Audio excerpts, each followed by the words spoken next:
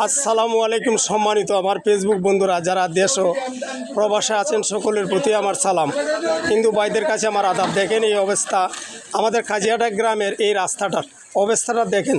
আমাদের এলাকার মানুষ অনেক ভালো মানুষ, কারণ কেন ভালো, এইদিকে বড় বড় লরি এবং ট্র্যাক্টর আইয়া এই রাস্তাটার একবার নষ্ট করে দিয়েছে। এই যে একটা খাল দেখতেছেন, এটা চলার ফেরার হাজার হাজার মানুষের সমাগম করে চলতে, কিন্তু ওই রাস্তাটা নষ্ট হয়ে গেছে এবং ওইটা খাল হয়ে গেছে, মাঝ রুটটা খাল হয়ে গেছে। এই দেখেন পানি যাইতেছে, কিন্তু আমরা এলাকাবাসী খুব ভোগান্তির মাঝে আছি।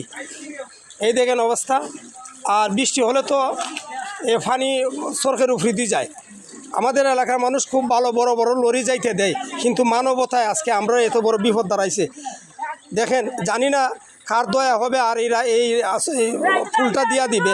আর আমার মনে হয় যে ফুলটা না ওই ভালো, কারণ একটা আমরা যাতে একটা রিক্সা এবং টমটম যাতায়াত করতে পারে এই হিসাবে ফুলটা ওয়াটা আমরা মনে করি আমরা গ্রামবাসী বা এলাকাবাসীর এইটাই আমরা সাপোর্ট করবো। বড়রা ফুলের দরকার নাই, শুধু খালি আমরা যাতায়াত করতে পারি বললা এই রাস্তাটা।